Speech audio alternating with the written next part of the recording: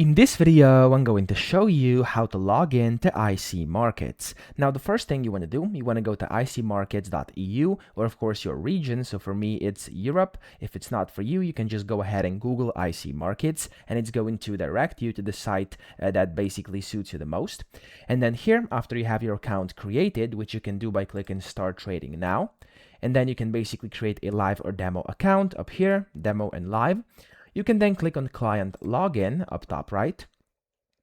And in here, you'll be able to basically sign in. So for me, as you can see over here, you can just type in your username. There we go. And then your password as well. And I'm going to type that in really quickly. And okay. And then you can just go ahead and click on Login.